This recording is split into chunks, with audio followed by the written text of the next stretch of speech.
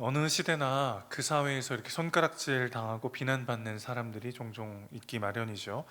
사회적으로 물의를 일으키거나 또 이렇게 뉴스에 나오는 그런 사람들이 있기 마련인데, 예수님 시대 때는 세리들이 그런 사람들이었습니다. 당시 이스라엘은 로마의 식민지였죠.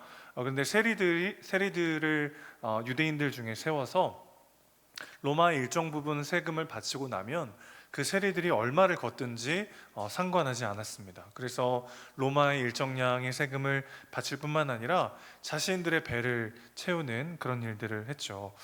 그래서 세리들은 매국노라고 불리기도 하고, 정말 죄인 취급당하는, 상종하지 않는 그런 사람들의 대명사와 같았습니다. 그런데 하루는 예수님께서 가버나움이라는 지역을 가시게 됐어요. 가버나움이라고 하는 곳은 상업과 교통지의 중심이었던 큰 도시였습니다. 그곳에는 물자가 풍부하다 보니까 또 인구도 많고, 그래서 로마 당국이 군대를 주둔시키기도 했던 그런 도시인데, 인구도 많고 물자도 많으니까 뭐도 많겠어요?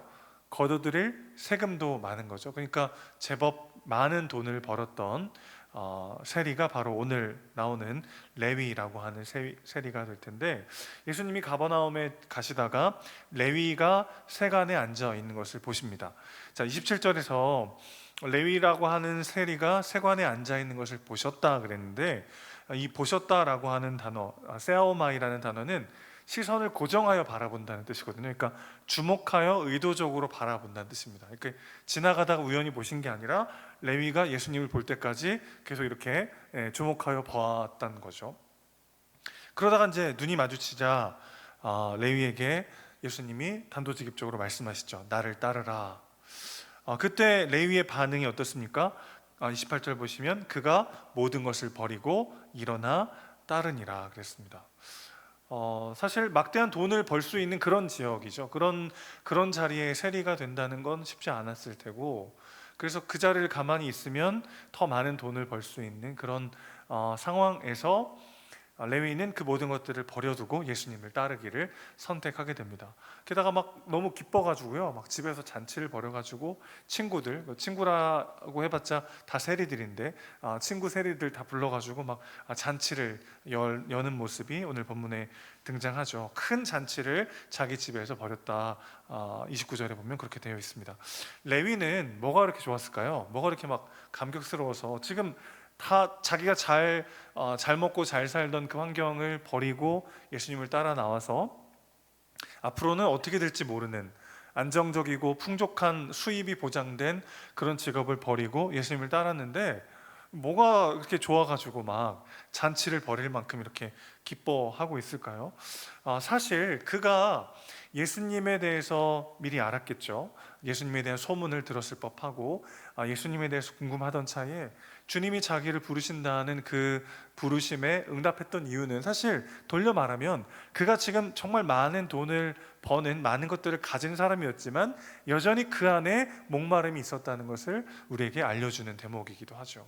정말 많은 돈을 가지면 가질수록 또 주변 사람들에게, 특히 동족들에게 어떤 비난과 멸시를 받는 그런 상황 속에 그는 내가 더 많은 것을 가지면 이제 아무도 나를 무시하지 못하고 아무도 나를 함부로할 수 없을 것이다, 그런 마음으로 더 많은 것들을 소유하는데 열중했겠지만, 그것을 성공하면 성공할수록 또 다른 목마름과 또 다른 공허함이 그 안에 가득했을 것입니다.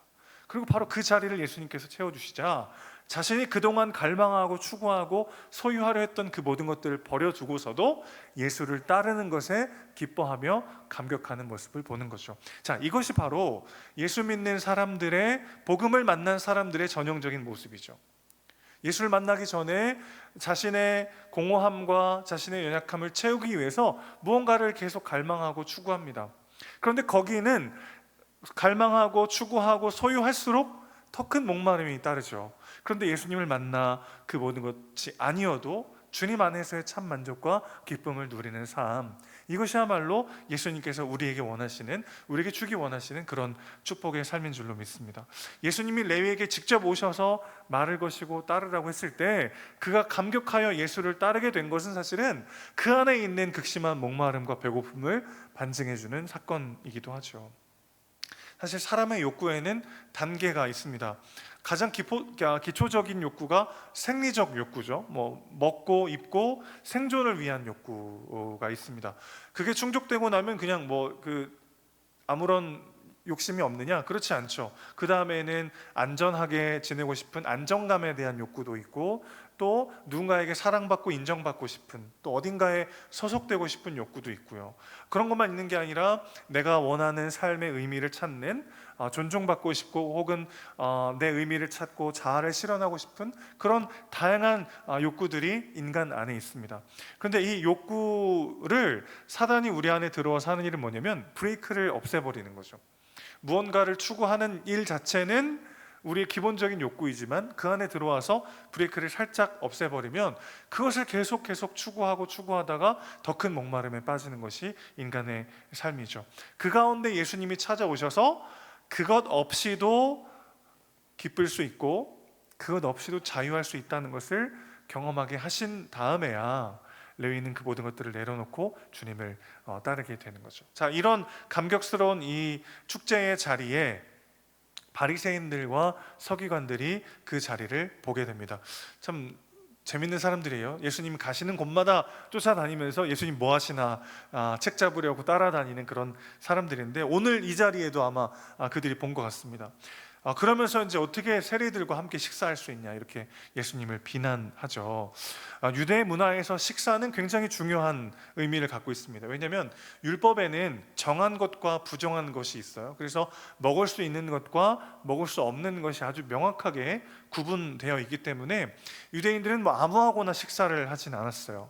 유대인들이 식사를 한다는 것은 같은 신앙을 가진 사람들, 우리가 한 공동체고 우리가 한 마음의 친구다라는 의미를 갖고 있었습니다. 오늘 우리도 아무하고나 그냥 아무 때나 식사하지 않잖아요. 길 가다가 저기 옆에 지나가는 사람, 아저씨 저랑 식사 한번 할까요? 이렇게 하진 않습니다. 오늘 우리도 사실은 함께 마음을 나누고 사랑하는 사람들과 보통 함께 식사를 하는데, 이 유대 사회에서는 더 그게 엄격했죠.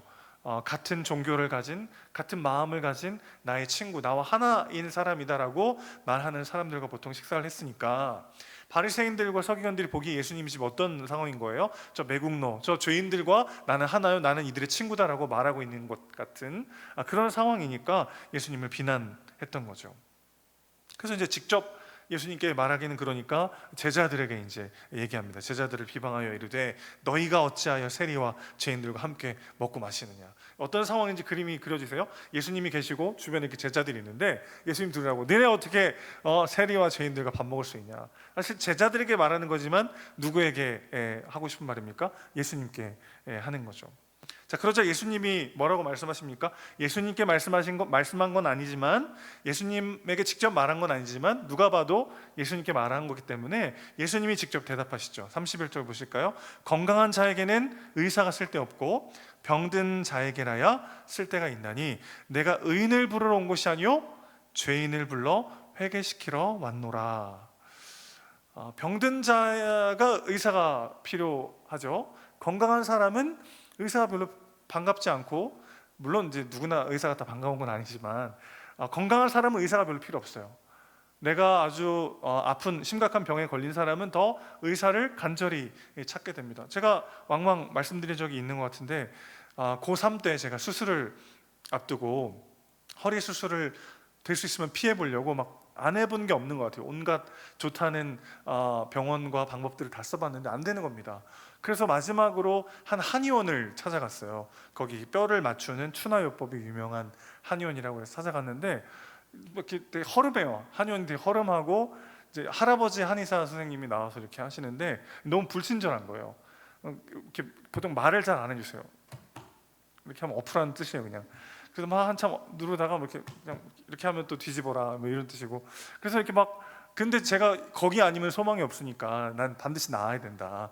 그래서 이제 거기서 막 받고 있는데 어느 날은 저 또래 비슷한 그때 제가 고3 때니까 10대 후반, 20대 초반 정도 돼 보이는 한 남자 학생이 이렇게 들어와서 치료를 받는데, 저한테는 불친절한데 그 사람한테는 친절할 리가 없잖아요. 거기 가서도 그냥 이렇게 막 대충 이렇게 막 불친절하게 하니까 그 청년이 갑자기 벌떡 일어나더니 왜 이렇게 불친절해요? 나 치료 안 받아요 하고 이제 그냥 나가는 거예요. 근데 그 사람의 뒷모습을 보면서 제가 어떤 생각을 했냐면은 너 별로 안 아프구나 그런 생각이 들었어요. 저는 간절하니까 여기 아니면 이제 수술을 해야 되고 그럼 제가 갖고 있었던 꿈이 깨지니까 나는 어떻게든 여기서 나아야 되겠다. 뭐 할아버지건 뭐 할머니건 뭐 그 건물이 허름하건 아니고 그런 건 전혀 상관없고 나는 나아야 되겠다 여기서. 그러니까 아픈 사람은, 병을 가진 사람은 의사가 절실할 수밖에 없죠. 반대로 별로 그렇게 뭐 여기 아니어도 뭐 나 뭐 좀 운동하면 되고 뭐 이렇게 좀 있으면 찜질 한번 하면 나을 수 있지. 그런 사람은 그닥 그 의사가 절실하지 않은 거죠. 건강한 자에게는 의사가 별로 쓸데없고 병든 자에게는 간절합니다. 그러면서 주님이 뭐라고 말씀하시냐면 내가 의인을 부르러 온 것이 아니라 죄인을 부르러 왔다 이렇게 말씀하고 계세요. 자, 여러분, 예수님께서 나는 의인들이 필요 없고 난 죄인만 부를 거야, 죄인만 나와 함께 하자, 이런 의도로 말씀하셨을까요? 그렇지 않죠. 로마서 3장 23절에 이런 말씀이 있습니다. 모든 사람이 죄를 범하였음에 하나님의 영광에 이르지 못하더니. 이게 무슨 뜻이죠? 의인은 없다는 거죠. 세상에는 두 종류의 죄인이 있습니다. 자기가 죄인인 줄 아는 죄인과 자기가 죄인인 줄 모르는 죄인이 있을 뿐이죠. 의인은 없고 모든 사람들은 다 죄인이죠. 그래서 예수님이 말씀하시는 이 말의 진짜 의도는 너희 중에 의인이 있는데 의인은 내가 필요 없고 나는 죄인만 있으면 된다, 그런 뜻이 아니라 우리 모두가 다 죄인인데 그것을 너는 알고 있느냐라는 질문이신 거죠. 바리새인들은 사실 누구보다 열심히 하나님을 섬기던 사람들입니다. 철저히 말씀을 공부하고 그 말씀 그대로 살기 위해서 애썼던 사람들이요, 기도와 금식이 생활화되었던 사람들입니다. 일주일에 2번씩 금식하던 사람이요. 저도 그렇게는 못해요. 여러분 일주일에 2번씩 매주 그렇게 금식 하시는 분 계십니까? 그런데 충격적인 건 예수님은 어떻게 말씀하셨냐면 너희의 의가 바리새인과 서기관보다 낫지 않으면 천국에 들어갈 수 없다고 말씀하십니다. 자, 이게 어떤 뜻일까요? 인간의 그 어떤 선행과 노력과 공로도 인간을 결코 구원할 수 없다는 뜻이죠. 우리의 공로와 자랑과 우리의 장점과 헌신, 그 어떤 것도 우리를 의롭게 할 수 없기 때문에 그렇습니다. 오직 예수 그리스도의 의의 옷을 입어서 우리는 구원받고 의롭다 여김을 받는 거죠. 율법주의라고 하는 건 사실 어떤 종교적인 이야기를 다 빼놓고 설명하자면 우리의 노력과 행함이 우리를 의롭게 할 수 있다라고 믿는 것에서 시작합니다. 그러니까 내 열심, 내 노력, 나의 어떠함이 나를 조금 더 괜찮은 존재로 만들어줄 수 있을 것이라는 믿음, 여기서부터 시작되는 게 율법주의라고 할 수 있겠어요. 그래서 내 안에 그런 율법주의가 스며들어 왔다는 것을 아주 극명하게 보여주는 거울과도 같은 게 뭐냐면 타인을 향한 비난과 비판입니다. 성실하고 책임감 있게 삶을 살아온 사람은 자기 생각에 그렇지 못한 사람을 비난하기가 쉽죠. 조금만 힘들면 그냥 도망가 버리거나 책임감 없이 행동하는 사람들을 보면 더 유독 비판의 마음이 들 수 있어요. 매사에 진정성 있게 말하고 행동하려고 애쓰는 사람은 그렇지 않은 사람들을 볼 때 마음이 뭔가 불편해요. 진실함을 중요하게 생각하는 사람은 말과 행동이 다른 사람을 비난하기가 쉽습니다. 그들의 행위 자체가 좋다는 게 아니라 내 안에 나는 그래도 적어도 이 부분에 있어서는 괜찮은 사람이라는 인식이 짙어질수록 그렇지 못한 사람들을 향하여 우리는 비난하고 분노하고 그들을 정죄하는데 점점 더 빨라지게 된다는 거죠. 그 장면에 예수님은 말씀하시는 거예요. 내가 정말 바로 그 지점 때문에 구원받은 존재인가? 그 지점에는 오히려 예수님 필요 없는 존재인가? 오늘 우리에게 묻고 계신 거죠. 마치 내가 그것 때문에 비교적 괜찮은 존재가 된 것처럼 우리는 나만의 자부심 위에서 나와 타인을 바라보곤 할 때가 있다는 것입니다. 그러나 우리는 예수님의 은혜 아니면 소망 없는 죄인인 것이죠. 비교적 진실하지만 예수님의 은혜 아니면 살 수 없는 죄인에 불과한 것이 우리들인 것이죠. 대체로 성실하고 책임감 있지만 그럼에도 불구하고 예수님이 은혜 주시지 않고 붙잡아 주지 않으시면 누구보다 더 무너질 수밖에 없는 연약한 존재, 이것이 우리를 향한 자기 자신의 인식이 되어야 되는 거죠. 너희가 어찌하여 세리와 죄인과 함께 먹고 마시느냐? 이렇게 말하는 건 어떤 뜻입니까? 내 안에 나도 모르게 올라오는 정죄와 비난의 뿌리에는 은밀한 자기의와 율법주의가 숨겨져 있다는 것을 우리는 기억해야 하는 것이죠. 자, 그렇다면 인간의 그런 열심과 순종은 그런 아무 의미가 없을까요? 그렇지 않죠. 율법이라고 하는 것은 하나님께서 우리를 구원하시고 난 다음에 하나님 나라의 백성으로 살아가는 것이 어떤 모습인가를 보여주는 계명들이다 말씀을 드렸습니다. 그래서 우리가 율법을 지키는 데 그치는 게 아니라 율법을 사랑해야 한다, 그런 말씀도 드렸는데, 오늘 레위가 회개하고 이제 예수님의 제자 그룹에 들어오죠. 그런데 그렇잖아요. 그가 이제 굉장히 좀 사람들에게 비난받고 사람들에게 멸시받던, 무시당하던, 매국노 취급을 받던 그런 사람이니까 그가 썼던 이름으로 불리기가 좀, 부르는 사람도 껄끄럽고 듣는 사람도 그렇게 썩 좋지 않잖아요. 그렇죠? 그래서 제자 공동체에서 이 레위에게 새로운 별명을 하나 지어줬는데, 그래서 그의 이름이 바로 마태가 됩니다. 마태. 그리고 그는 마태복음의 저자가 되죠. 마태는 하나님의 선물이라는 뜻입니다. 하나님이 나에게 주신 그 사랑, 내게 주신 그 은혜에 눈뜰 때 모든 것이 선물처럼 느껴지는 거죠. 여러분, 내가 내 공로와 내 자랑으로 내세울 것이 하나도 없고 그 모든 것이 주의 은혜입니다 라는 것에 눈뜨기 시작할 때 모든 것이 선물처럼 느껴져요. 하루하루 일상 가운데 당연한 것이 하나도 없어지고 그 모든 것 가운데 하나님이 예비하시고 준비해 놓으신 그 모든 은혜가 정말 선물처럼 다가오는 거죠. 그냥 오늘 하루 눈 뜰 수 있음이 감사하고, 맑은 하늘을 보면서 감격하고, 오늘 하루 또 사랑하는 사람들과 함께 할 수 있음 자체가 하나님이 내게 주신 은혜요 선물이구나. 나만의 의를 쌓을 때는 자꾸 누군가를 비난하거나 마음에 들지 않거나 분노할 일들 투성인데, 나 같은 죄인을 살리시고 그럼에도 불구하고 나를 사랑하셔서 하나님의 자녀 삼으신 그 은혜에 젖어 있으면 하나하나가 순간순간이 다 하나님의 선물처럼 느껴지는 거죠. 레위가 마태가 되는 역사예요. 죄인이었던 나에 대해서 눈을 뜨고 그런 나를 구원하실 뿐만 아니라 내 삶의 요소 요소 속에 선물처럼 은혜를 담아 놓으신 하나님의 일하심에 눈을 뜨게 되는 것이죠.